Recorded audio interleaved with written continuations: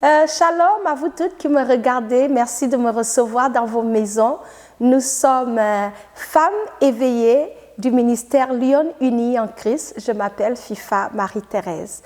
Alors, nous avons commencé une série d'enseignements sur comment nous, en tant que femmes, nous avons la responsabilité de veiller, de surveiller sur ce qui se passe dans nos maisons.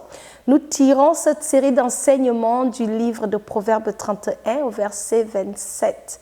La Bible déclare qu'en parlant de la femme vertueuse, bien sûr, la Bible déclare la femme vertueuse veille sur ce qui se passe dans sa maison et elle ne mange pas le pain de paresse. Amen.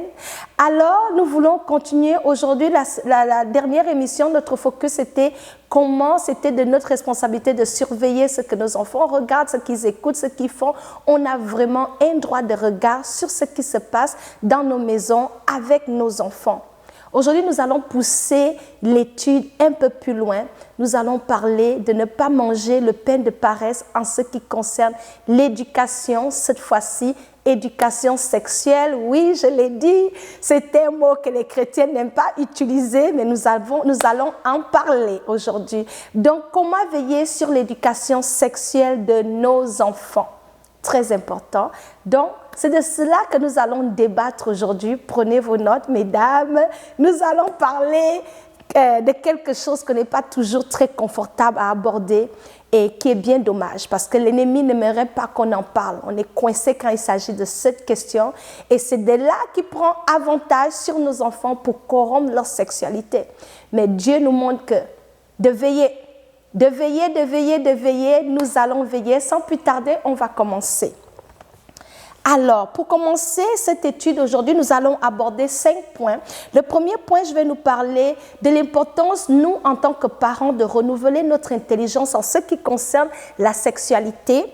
Et également, nous allons parler comme deuxième point de comprendre que la sexualité, ça commence avec Dieu. C'est très, très important de comprendre, de nuancer ça comme ça. Parce que si on n'a pas compris ça comme ça, on sera coincé d'en parler. Et ensuite, nous verrons comme troisième point, pourquoi est-il important d'en parler à nos enfants? Pourquoi? Et après, nous allons voir comment aborder le sujet. Certains parents aimeraient bien, mais ils ne savent pas trop. Ils n'ont pas la technique. Donc, on va voir quelles sont des astuces et comment on peut aborder ce sujet. Et ensuite, nous allons voir ce dont nous avons besoin. Nous allons voir la solution, ce dont nous avons besoin pour y arriver d'une manière efficace. Commençons. Alors, on va commencer par le livre de Romains. Je pense que c'est le livre de Romains, si je ne me trompe pas, Romains chapitre 12 au verset 2. La Bible déclare, la Bible nous dit, ne vous conformez pas au siècle présent, mais soyez transformés par le renouvellement de votre intelligence. Donc, avant de parler comment amener ça chez les parents, on va parler entre nous, en femmes. Que penses-tu de la sexualité? Quelle est ta définition de la sexualité? Certaines d'entre nous, je vais donner un exemple bête. Moi, lorsque j'ai eu mes règles, je me souviens, ma mère m'a pris dans sa chambre et vous savez ce qu'elle m'a dit voulant parler de la sexualité? Elle m'a dit, Fifa, là, tu es devenue une femme. Si tu touches seulement un homme, c'est terminé. C'est tout ce qu'elle m'avait dit sur la sexualité.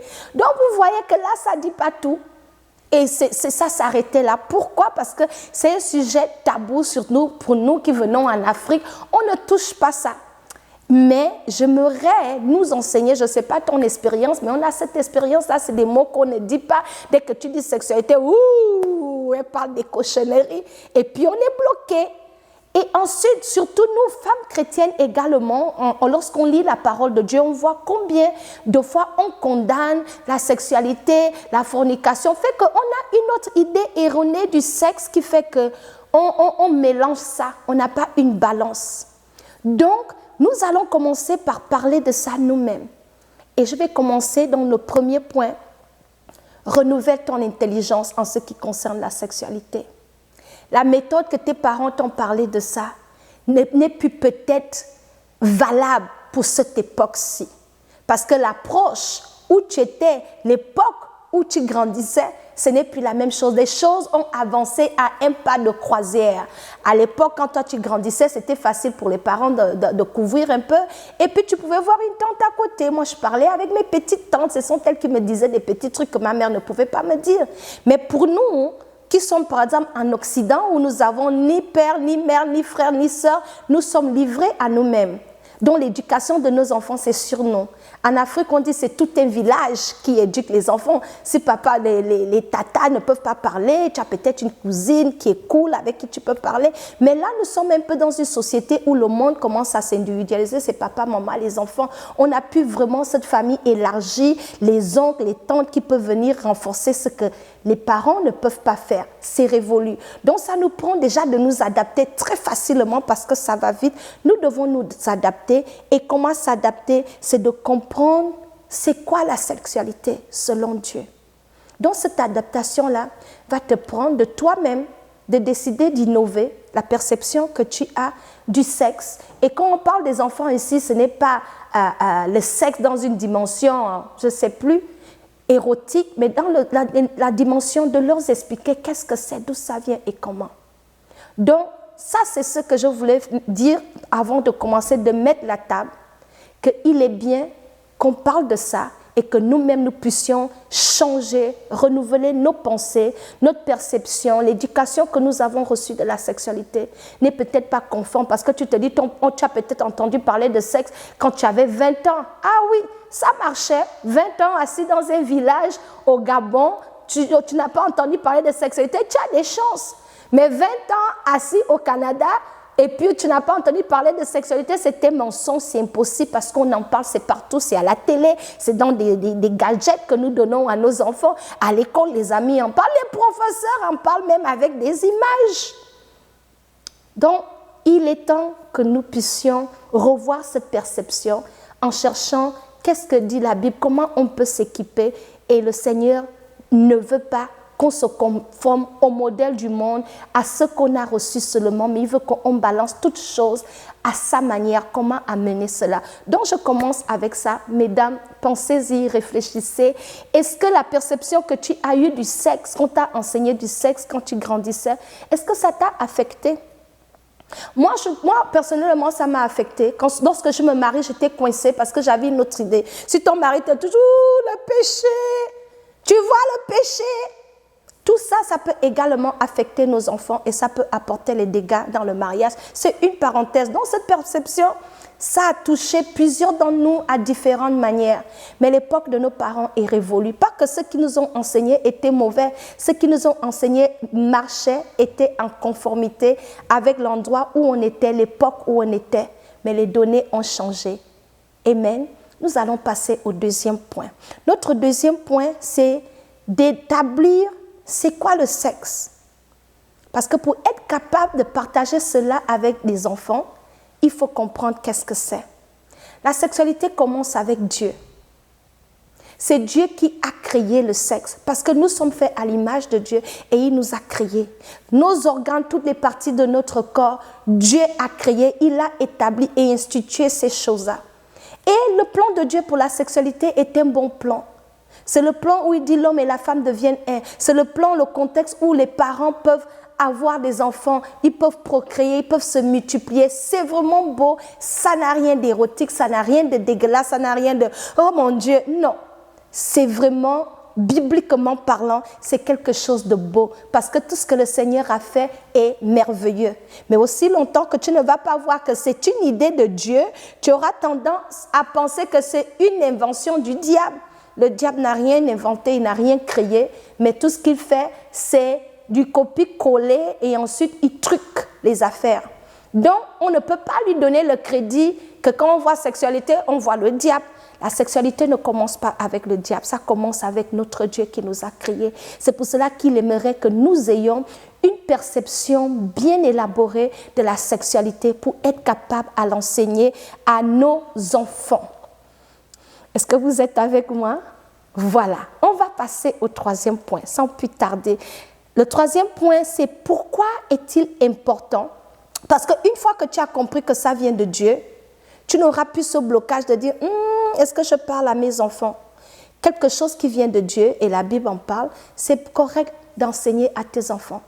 La Bible nous dit, je vais sortir ce verset, c'est dans Proverbes chapitre 22, verset 6, ça dit « Parents, instruis l'enfant dans la voie qu'il doit suivre, et quand il sera grand, il ne s'en détournera pas. » Il n'a pas dit dans les voies qu'il devrait suivre, mais dans la voie qu'il devrait suivre. Quelle est la voie de Dieu en ce qui concerne la sexualité?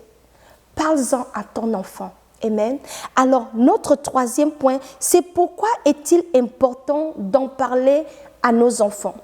Je ne suis pas en train de dire, maintenant tu vas prendre ta fille de 2 ans, viens, on va s'asseoir, je vais te dire c'est quoi le sexe. Non.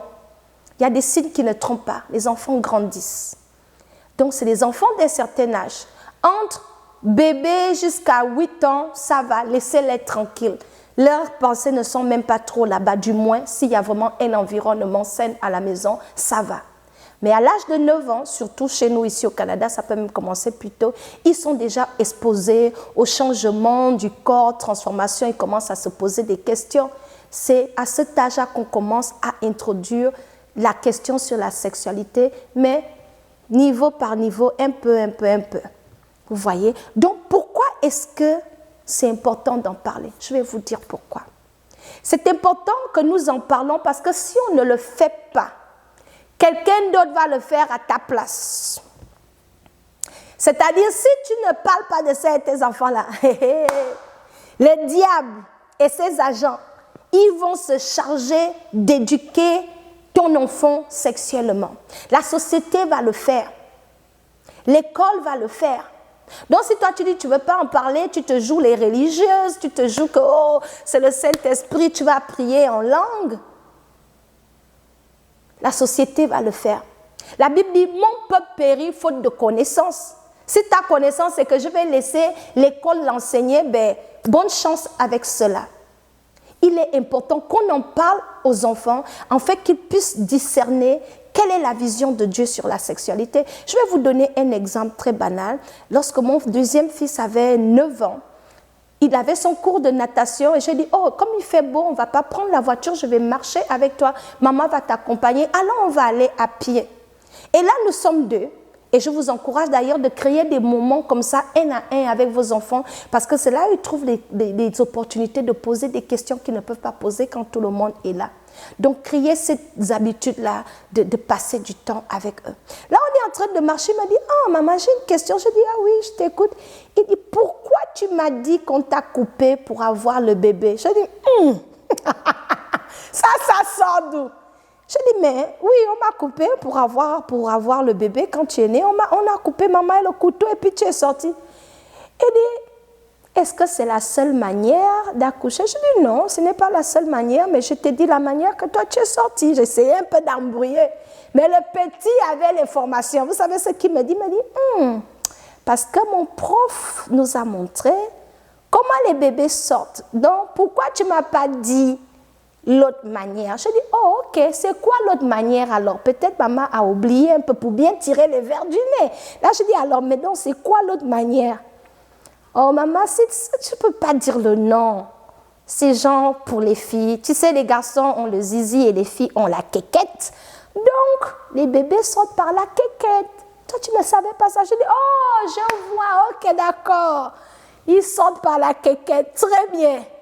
J'étais, Ça, c'est un petit de 9 ans. C'est comme ça que j'ai eu l'information que, hey, réveille-toi. L'enfant est dans un autre niveau.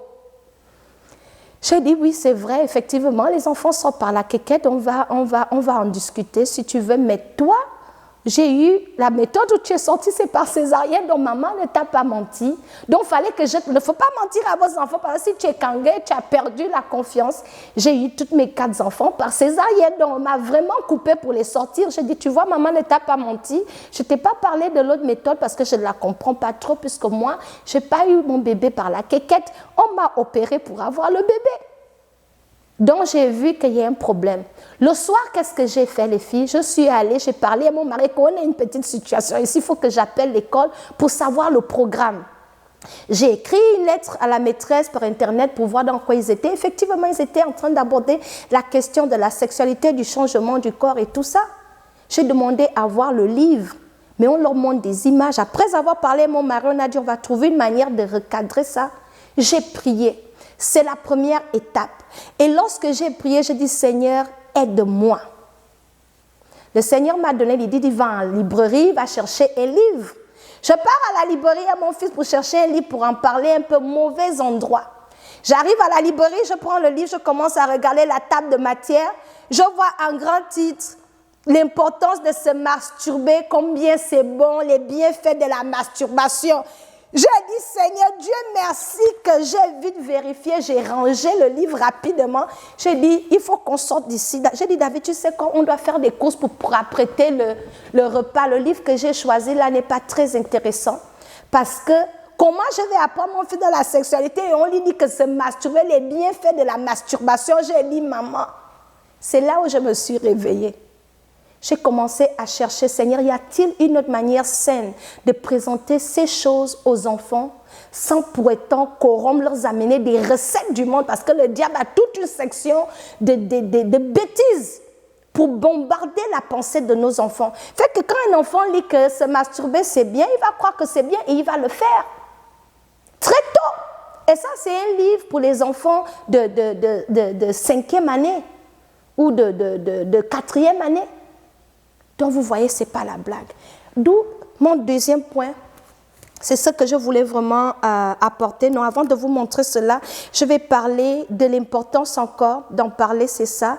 C'est d'ouvrir la porte à l'enfant de te faire confiance. Que c'est une question qui peut parler sans avoir peur avec toi. Il est important d'en parler pour l'informer. Il est important d'en parler pour éviter des erreurs. Il est important d'en parler pour éviter que le diable et ses agents parle de la sexualité d'une manière erronée à ton enfant. Il est également important d'en parler pour établir cet esprit d'ouverture, cette connexion avec l'enfant, où lorsqu'il aura des grandes questions sur la sexualité, il n'aura pas peur de venir vers toi parce qu'il va dire « Mais oui, ma maman m'avait répondu la dernière fois, elle peut encore me répondre. » Donc, il faut que nos enfants soient capables de venir vers nous lorsqu'ils ont des questions de ce genre, parce que ce sont des questions qu'ils ont. Ok. Maintenant, comment aborder le sujet qui est notre 4e point? Comment aborder le sujet sans être coincé? Les enfants vont apporter les questions. Comment aborder sans être coincé? C'est lui poser une question. Qu'est-ce que vous faites maintenant à l'école? En biologie, vous voyez quelle matière? Donc, il faut surveiller ce qu'ils font à l'école. Tu ne peux pas savoir dans quel programme ils sont si toi, tu ne vérifies jamais même les devoirs de ton enfant. Tu ne connais même pas son emploi du temps en tant que mère. Tu ne sais même pas c'est quoi le curriculum de l'éducation de ton enfant. Ici au Canada, par exemple, la province, le ministère de l'Éducation nationale, il donne carrément le curriculum de l'année pour savoir ce que les enfants vont faire. Ça, c'est quelque chose que tu devras jeter un coup d'œil. Et une autre chose, c'est de communiquer avec les enseignants, leur parler et leur dire. Donc, c'est très important, très, très, très important. Maintenant, comment aborder le sujet d'une manière relaxe? Il faut être à l'aise, il faut prendre l'enfant seul, il faut l'amener vraiment dans des bonnes grâces. Tu peux l'inviter dans ta chambre, tu dis, on va faire un tour, on va chercher une crème glacée. Et là, dans la voiture, tu peux lui dire, ah, mais tu sais quoi, je vois que tu grandis. Mon petit garçon, comment moi j'ai fait avec mon fils, on va prendre des exemples terre à terre. Je lui ai dit, quand après j'ai trouvé comment approcher, j'ai dit, tu sais quoi, j'aimerais que tu saches qu'on peut discuter si tu as plus de questions, on peut en parler. C'est quoi d'autre que la maîtresse t'a dit? Oh, elle m'a dit que les filles, elles ont toujours du sang, mais les garçons, eux, ils peuvent avoir le truc qui sort à la gorge. J'ai dit, ok, ça c'est vraiment le problème transformation quand tu quittes de l'enfance à l'adolescence. Donc, il parlait de la transformation du corps. Donc, je dis, on peut en parler si tu veux.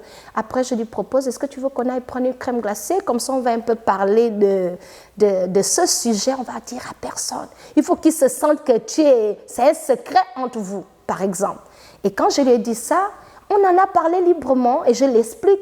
Il pose des questions. Je dis, est-ce que tu as compris ce que je t'explique? Les garçons, ils grandissent, voici les signes. Les filles, elles auront des seins, elles auront ceci. J'ai commencé à expliquer. Mais j'ai pris ça également en prière. Amen. Mais ensuite, Dieu m'a inspiré. Quelque chose que j'aimerais nous encourager. C'est de s'instruire. Le peuple de Dieu périt faute de connaissances. On peut mettre l'argent dans les rouges à lèvres, dans les sacs Gucci, mettre l'argent dans la bonne bouffe, investir, les enfants vont manger plein de bonnes choses. Mais nous n'investissons pas dans l'éducation pour qu'ils puissent comprendre les choses. On n'investit pas nous-mêmes pour notre propre éducation.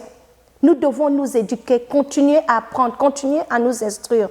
Donc, en faisant des recherches, j'ai ce magasin chrétien où nous payons d'ailleurs les livres pour les enfants. J'ai vu le propriétaire, je lui ai dit, j'ai une petite préoccupation, mes enfants grandissent et là, j'aimerais vraiment aborder la sexualité avec eux. Est-ce que vous avez de la documentation, un livre avec images qui peut vraiment qui peut expliquer à l'enfant la croissance étape par étape et en fonction de l'âge? Il m'a dit, oh madame, bien sûr, donnez-moi un instant. Il m'a amené dans le rayon et il m'a donné plusieurs livres. J'ai pris le temps de feuilleter, de regarder ce qui était pertinent parce que je ne veux pas amener n'importe quoi dans ma maison. Je veille. Et j'ai trouvé, par exemple, cette collection, c'est en anglais. Il y a le premier niveau, par exemple, là, c'est de 9 ans à 11 ans. Dans ce niveau-là, on parle à l'enfant du changement, comment son corps est en train de changer, on explique la croissance, on explique comment les bébés naissent étape par étape avec des versets bibliques à l'appui. Et il n'y a rien d'effrayant dedans, il y a vraiment des images et on explique ça d'une manière propre. Donc, qu'est-ce que tu fais à la maison? J'ai acheté des livres, ça coûte de l'argent, l'instruction. Et à la maison, on a commencé une série de travail. Mais là, je ne vais pas peut-être inclure mes 2 petits. Mon mari va occuper les plus petits pendant que moi, j'ai cette étude avec les enfants. Par jour, on peut lire peut-être, dans la semaine, on peut lire 4 chapitres. On avance au fur et à mesure, un mois fini. Et là, je ne peux pas aborder, je continue le plus grand. Parce que lui peut maintenant apprendre d'autres détails sur la sexualité. Et j'en parle avec eux. Ils posent des questions dont tu crées un climat, popcorn, et on en discute. Ça, ce sont des exemples de comment on peut faire pour aborder ces choses. Ça prend d'abord que la mentalité de la maman soit dégagée. Tu dois être confortable, tu dois prendre appui sur l'aide du Saint-Esprit pour apporter ces sujets sans être vulgaire. Bien sûr, je vous fais confiance que vous êtes des femmes chrétiennes, vous allez dire des mots comme il est faut avec sagesse. La Bible déclare que la femme sage ouvre sa bouche avec sagesse. Donc tu ne vas pas aller parler des gros mots à l'enfant. Non, il y a des méthodes, il y a des mots que les enfants peuvent, tu peux dire la même chose avec différents mots sans être grossière. Alors j'ai commencé à leur enseigner comme ça et mes enfants sont confortables. Et je vais vous dire une autre raison pourquoi dans notre génération c'est tellement important. Nous sommes par exemple, nous sommes au Canada, aux États-Unis, dans toutes les autres villes et je pense même que l'Afrique n'est pas en réserve. Les enfants sont exposés à l'homosexualité. Ils sont opposés au problème de transgender où un homme va se lever un matin, il est devenu femme, ou une femme va se lever un matin, il est devenu homme. Donc, et à l'école, on fait la promotion. Par exemple, ici au Canada, tu vas à l'école, il y a un grand drapeau d'homosexualité. Les rues sont peintes avec les drapeaux de l'homosexualité. L'enfant grandit dans cet environnement-là et on les explique clairement à l'école qu'on ne peut pas s'opposer à l'homosexualité, que c'est normal, c'est les droits. Mais si l'enfant n'est pas éduqué sur ces choses, il est dans la confusion. Il va penser que c'est normal. Et on nous vote même des lois où les parents ne peuvent plus choisir le sexe de leurs enfants. Vous voyez que les temps sont mauvais et c'est grave. Tu ne peux pas vraiment te permettre d'être une maman ignorante qui pense que parler de sexualité, c'est un crime. Mais pendant que tu penses que c'est un crime, l'école est en train de mettre des poubelles dans la tête de tes enfants. On leur explique, moi j'ai un de mes enfants où la maîtresse, sa fille est lesbienne. Et j'ai essayé et elle va leur dire le jour qu'on fait de la célébration de la parade des homosexuels, elle les explique les termes en classe, professeur d'anglais. Elle a les droits, nous sommes au Canada, c'est normal. Donc vous voyez que les professeurs influencent nos enfants leur écoutent. Donc c'est toi qui dois rentrer au milieu là pour venir renforcer ce que Dieu dit. Parce que dans leurs écoles, il y a des enfants qui sont déjà gays. Et c'est dangereux tout ça. Donc il est temps que nous veillions à cela, prendre l'avance pour que la sexualité de nos enfants ne soit pas corrompue, erronée, dégueulasse, de la manière que le diable présente ça. Ce n'est pas tout ce que la société offre, ça a l'air bien, mais selon la Bible, tout ce qui brille n'est pas l'or. Ça, c'est contre nos valeurs. Dieu a créé l'homme et la femme.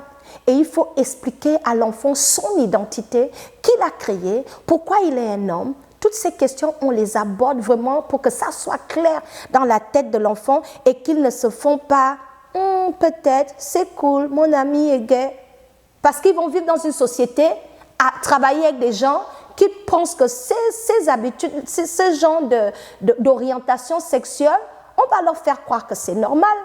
On va leur faire croire que c'est normal, c'est tout à fait normal. Mais nous avons le choix dans nos maisons. C'est pour cela que Josué a dit, quant à moi et ma maison, nous servirons l'Éternel. Josué, il a dit ça, il a dit, choisissez aujourd'hui qui vous voulez servir. Donc le choix nous revient chaque jour en tant que parents de prendre cette décision-là, de choisir qui nous voulons servir et quel modèle nos enfants doivent suivre.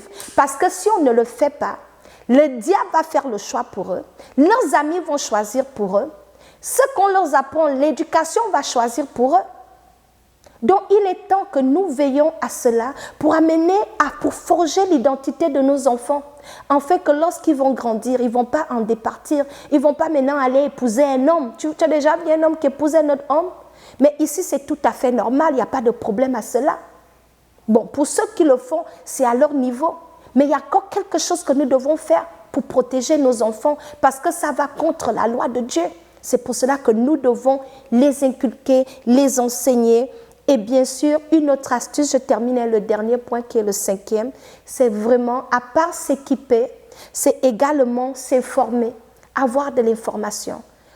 Va parler à ton pasteur si tu ne sais pas comment t'approcher. Inspire-toi d'une autre dame chrétienne qui s'en sort. Parle à quelqu'un. Ne reste pas étouffé, renfermé. Ne te limite pas à un seul avis. Parle à quelqu'un. Et également, il faut compter sur l'aide de Dieu.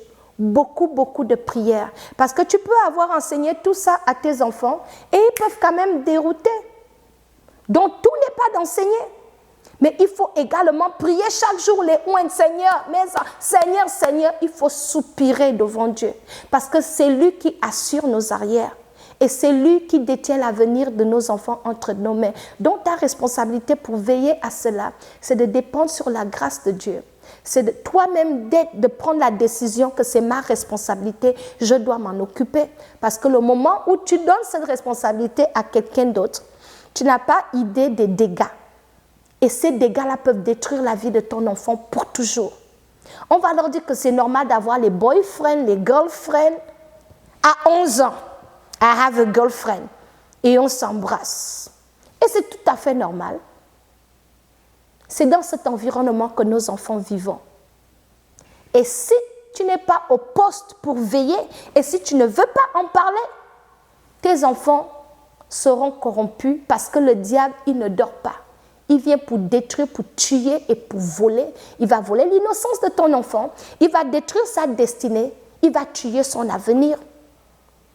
Donc, mesdames, on va terminer cette émission d'aujourd'hui avec ces 4 points que j'ai amenés, les 5 points. Premier point, je vais récapituler rapidement, c'est de renouveler ton intelligence. Restaure, laisse Dieu t'enseigner à nouveau la perception sur la sexualité. Essaye de te défaire du modèle. Ah, moi, quand j'étais au Togo, oh, moi, quand j'étais au Gabon, ah, on ne faisait pas ça. Oublie. Les temps ont changé. Ensuite, deuxième point, comprendre c'est quoi la sexualité, comprendre que c'est de Dieu et c'est quelque chose de beau. C'est le diable qui essaie d'amener les foutaises là-dedans, mais ce n'est plus une invention du diable. C'est Dieu qui a créé ça. Et la Bible dit que tout ce que Dieu a créé est bien. Ensuite, troisième point, comprendre l'importance d'en parler. C'est très, très important d'en parler. Et puis, comment aborder le sujet avec nos enfants. Comment? Tu vas trouver ta stratégie. Chaque enfant est différent. Tu sais que tu vas amener cette approche avec ton premier fils, cette approche avec ta fille. Chaque approche est différente. Donc, voilà. Et le dernier point, c'est s'équiper. S'équiper, parce que ça va prendre des outils. Peut-être toi-même, tu ne sais pas comment faire, mais tu peux t'équiper. Tu peux, par exemple, tu peux, par exemple, t'informer, acheter des livres. L'éducation, ce n'est pas cheap, comme on dit en anglais, ce n'est pas cheap. Ce n'est pas moins cher, ce n'est pas du mutuki. Il faut investir dans ça. Il ne faut pas juste investir dans ce qu'ils vont manger dans leurs habits.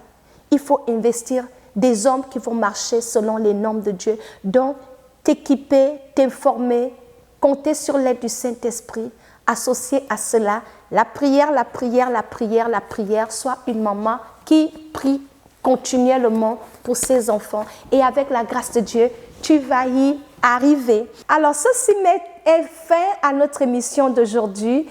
S'il vous plaît, partagez la vidéo à vos contacts, abonnez-vous à notre chaîne YouTube et postez vos commentaires. Vous avez des questions sur cette étude, n'hésitez pas. À une prochaine émission, je vous dis shalom.